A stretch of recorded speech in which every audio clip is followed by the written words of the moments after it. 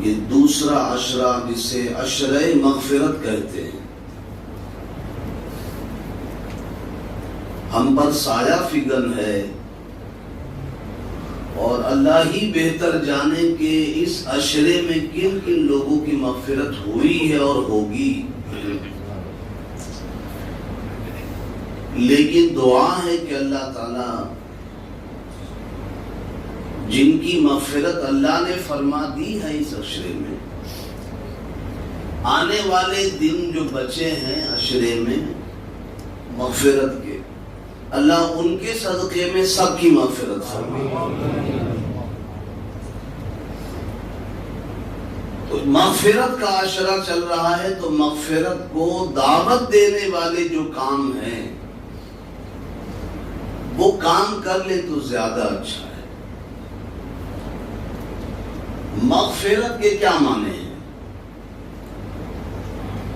کہتے ہیں نا مغفرت کا عشرہ ہے، رحمت کا عشرہ ہے، تو رحمت کا عشرہ تو گزر چکا، اب یہ مغفرت کا جو عشرہ ہے، تو مغفرت کہتے کسے ہیں؟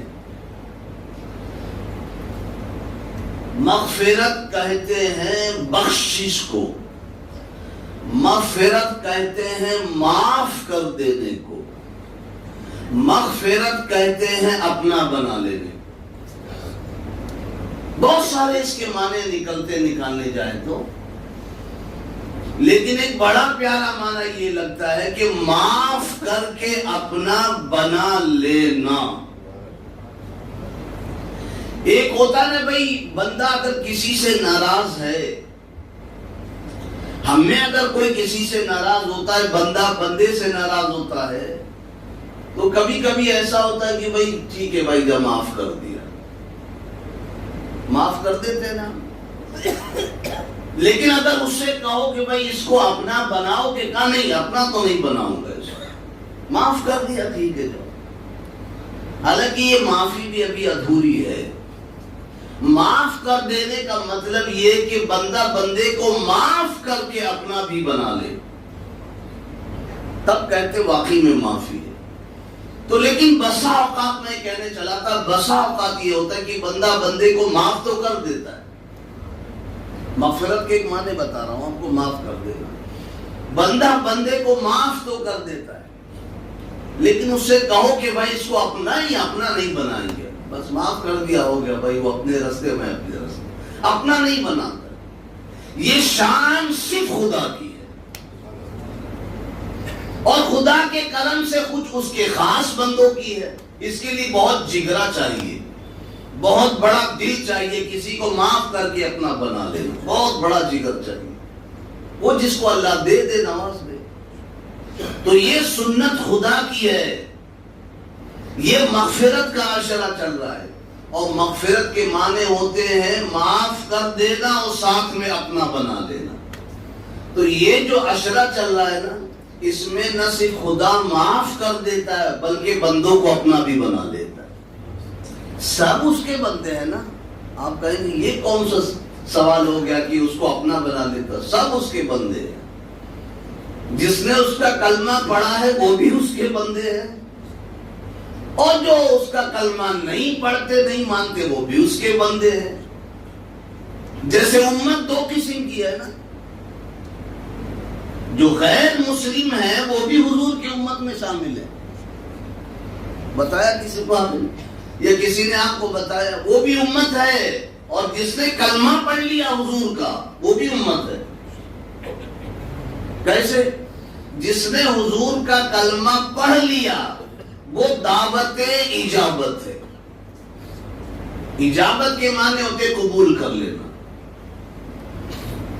اجابت کے معنی ہوتے ہیں قبول کر لینا۔ تو ہم جو ہے نا وہ امت اجابت ہے، یعنی حضور نے دعوت دی، ہم نے قبول کر لیا۔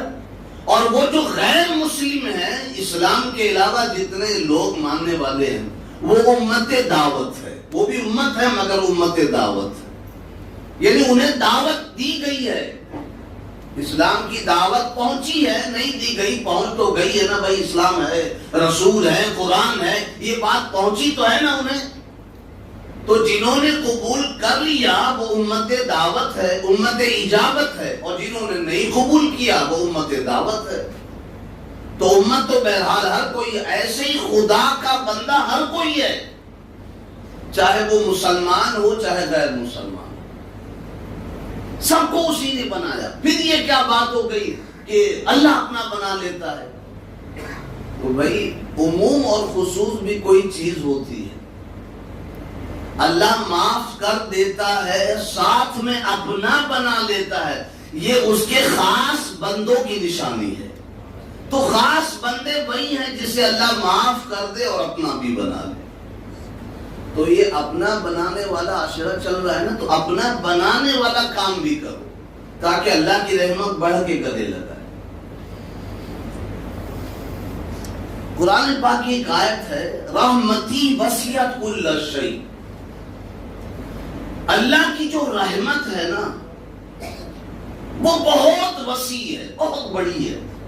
رحمتی، میری رحمت، وسعت کل شیء، ہر چیز کو میری رحمت نے گھیر رکھا ہے، کوئی بھی چیز اس کی رحمت سے باہر ہے ہی نہیں، سب اس کے اندر ہے۔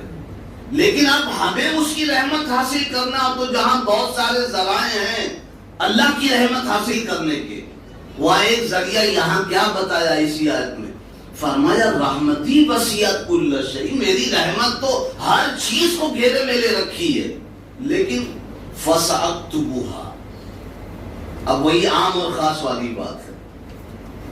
بھئی ہم جو سانس لے رہے ہیں نا اس کی رحمت نہیں ہوتی تو کوئی سانس لے سکتا ہے؟ ہم جو کھانا کھا رہے لقمہ منہ میں جا رہا ہے، کوئی اگر اس کی رحمت نہ ہو تو بندہ لقمہ منہ میں ڈال سکتا ہے؟ اس کی رحمت نہ ہو تو منہ میں گیا ہوا نکلنے والا جو وہ پیٹ میں اتر سکتا ہے؟ نہیں اتر سکتا۔ اس کی رحمت نہ ہو تو پیٹ میں گیا ہوا جو وہ فضلہ بن کے باہر نکل سکتا ہے؟ نہیں نکل سکتا۔ ہر چیز کو اس کی رحمت نے گھیرا ہے، لیکن خاص رحمت ہے وہ کس کے لیے ہے؟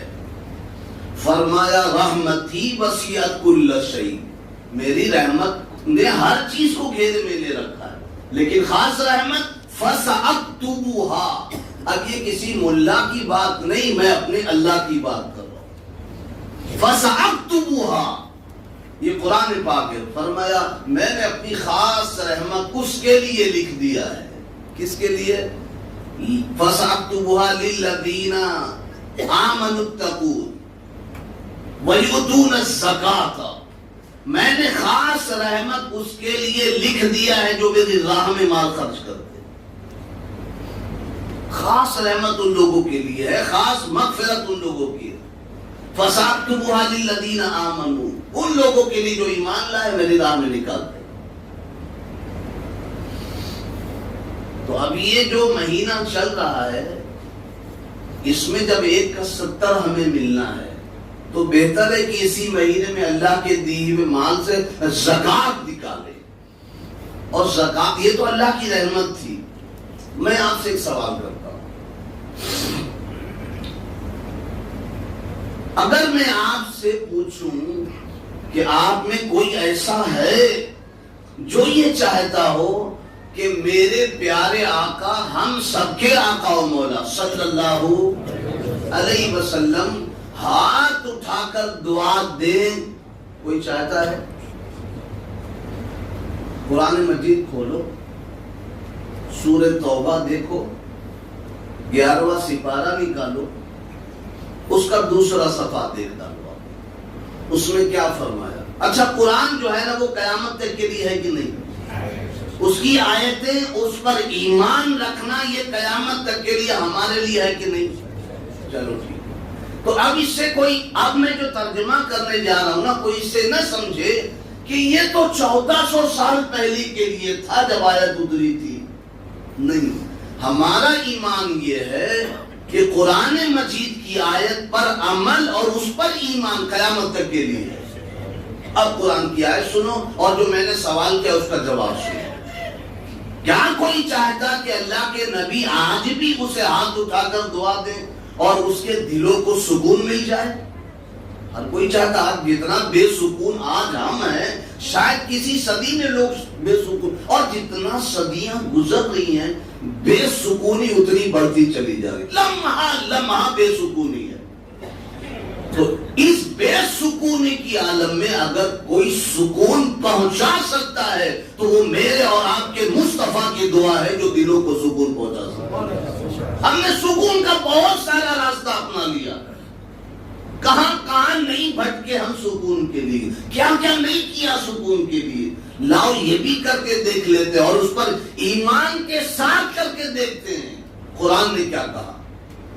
أَلَمْ يَعْلَمُوا أَنَّ اللَّهَ هُوَ يَقْبَلُ التَّوْبَةَ وَيَأْخُذُ الصَّدَقَاتِ۔ پہلے تو فرمایا خُذْ مِنْ أَمْوَالِهِمْ، 11ویں سپارے میں جو دوسرے صفحے میں بیان کرنے جا رہا ہوں، عرض کر رہا ہوں، فرمایا خُذْ مِنْ أَمْوَالِهِمْ، اے حبیب صلی اللہ علیہ وسلم۔ اچھا بڑے مزے کی بات یہ کو سن لیجیے، نقطہ یاد آ گیا، یہاں بیٹھنے پر بہت سی چیزیں یاد آ جاتی ہیں، کبھی کبھی جو سوچو وہ نکلتا ہی نہیں، اللہ ہی بلوا لیتا ہے۔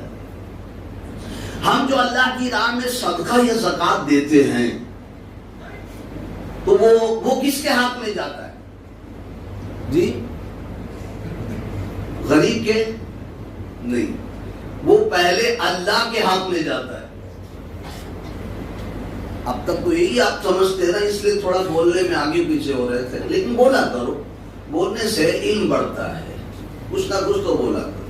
تو صدقہ یا زکوٰۃ جو اللہ کی راہ میں بندہ نکالتا ہے نا، وہ جاتا کس کے ہاتھ میں؟ اس آیت سے میں کنیکٹ کروں گا جو میں نے آج پڑھی ہے، پھر آپ کو اور مزہ آئے گا انشاءاللہ، آپ کا ایمان اور تازہ ہو جائے گا۔ صدقہ یا زکوٰۃ جو اللہ کی راہ میں بندہ نکالتا ہے نا، اس کو لگتا ہے کہ اس نے غریب کے ہاتھ میں دے دیا۔ اچھا اسی لیے لوگ گھٹیا نکالتے ہیں، کیونکہ غریب کے ہاتھ میں جس دن پتہ چل جائے گا نا کہ اللہ کے ہاتھ میں جا رہا ہے، پھر وہ نکالنے سے پہلے 10 بار سوچے گا کہ مجھے کیسا مال نکالنا ہے، عمدہ کوالٹی کا نکالنا ہے کہ گھٹیا کوالٹی کا نکالنا۔ جس دن وہ ایمان بنا لے اپنا کہ اللہ کے ہاتھ میں جا رہا ہے، کیونکہ پرورش اسے ہی تو کرنی ہے نا مال کی، مال تو اسے ہی بڑھانا ہے، تو جسے بڑھانا ہے پہلے وہ اپنے ہاتھ میں لیتا ہے، اور پھر جب قبول کرتا ہے نا پھر غریب کے ہاتھ میں پہنچتا ہے۔ جی صاحب، تو آپ کو لگتا ہے کہ غریب کے ہاتھ میں جا رہا ہے، وہ آپ کو دیکھنے میں لگتا ہے، لیکن اللہ کے ہاتھ میں جاتا ہے۔ اللہ کے ہاتھ میں کیا؟ یہ ایک بات ہو گئی، چلو اس کو اب آئے جو میں نے پڑھی ہے، خُذْ مِنْ أَمْوَالِهِمْ، اللہ کے ہاتھ میں جاتا ہے تو کیسے جاتا ہے؟ راستہ کیا ہے؟ اس کا ٹریک کیا ہے؟ کوئی ٹریک ہونی چاہیے نا، کہیں جانے کے لیے کوئی ٹریک ہوتا ہے، کوئی راستہ ہوتا ہے، کون سی ہوائی سواری ہے کہ وہاں پہنچتا ہے اس کے ہاتھ میں؟ فرمایا ہے نا وہ ہوائی سواری جسے آپ سمجھو اپنی زبان میں، میرے تک پہنچنے کے لیے وہ صدقہ وہ زکوٰۃ ایک ٹریک ہے، وہ کیا ہے؟ وہ مصطفیٰ کا ہاتھ ہے۔ خود حبیب آپ لے لو، خود آپ لے لو، کیا لے لوں یا اللہ؟ اپنے غلاموں کے مال کو، خود من اموالہم، مسلمانوں کے مالوں کو لو، خود من اموالہم صدقۃ، جو کچھ صدقہ دینا وہ لے لو۔ اس سے پتا چلا پہلے مصطفیٰ کے ہاتھ میں جاتا ہے مال، پھر وہ دعا کرتے ہیں تو اللہ کے ہاتھ میں پہنچتا ہے۔ خود من اموالہم، مال لو صدقۃ، یا اللہ میں نے لے لیا مال، اب کیا کروں؟ اللہ نے فرمایا صدقۃ، لے لیا تم نے صدقہ، تطہرہم، حبیب ایسا کرو، دنیا تو یہی سمجھتی ہے کہ مال کو میں ہی ستھرا کرتا ہوں، میں ہی پاک کرتا ہوں، میں نے تمہیں اختیار دے رکھا ہے، تطہرہم، تم مال لو، تم بھی مال کو صاف کر دو، نہ صرف مال کو صاف کرو بلکہ جس نے مال دیا ہے نا، تطہرہم، میرے مصطفیٰ تم انہیں بھی صاف ستھرا کر دو۔ کیا پاور ہے نبی کا، تطہرہم وتزکیہم، ان کو بھی صاف ستھرا کرو، ان کے مال کو بھی صاف ستھرا کرو۔ یا اللہ میں نے تو صاف ستھرا کر دیا تیری کرم سے، تیری عطا سے، اب کیا کروں؟ اب اللہ نے فرمایا حبیب اب ہاتھ اٹھا دو، ذرا انداز بیان قرآن کا جو ہے نا وہ میں سمجھا رہا ہوں آپ کو۔ اب حبیب ہاتھ اٹھا تو اے اللہ میں نے ہاتھ اٹھا دیا. اب وصلی علیہم، ان صدقہ زکات اور مال جو میری راہ میں دینے والے لوگ ہیں نا ان کے لیے دعا کر دو. قبول اللہ کو کرنا ہے، دینا اللہ کو ہے، ستھرا اللہ کو بے شک کرنا ہے، لیکن ایک راستہ بتا دیا، جب تک میرا مصطفیٰ تمہیں ستھرا نہ کر دے میں ستھرا نہیں کروں گا. جب تک میرا حبیب قبول نہ کرے میں تمہارے مال کو قبول نہیں کروں گا. جب تک میرا حبیب تمہیں دعا نہ دے دے اس وقت تک میں دعا تمہاری قبول نہیں کروں گا.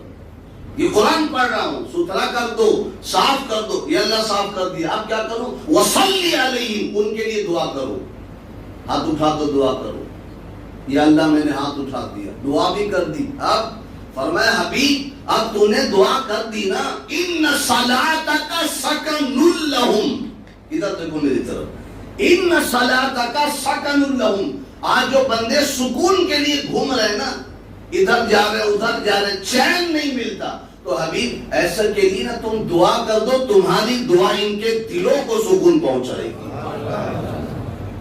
ان صلاتک، تم دعا کرو، سکن لہم، تمہاری دعا ان کے دلوں کو سکون پہنچائے گی. ہے کس کا اس آیت پر ایمان؟ مانتے جانتے تو ہیں، مانتے نہیں. فرق یہ ہمارا حال کیا ہے، ہم جانتے ہیں مانتے نہیں. جاننے ماننے میں بہت فرق ہے. جس دن بندوں نے جاننے کو ماننا بنا لیا اسی دن ان کے حالات اچھے ہو جائیں گے.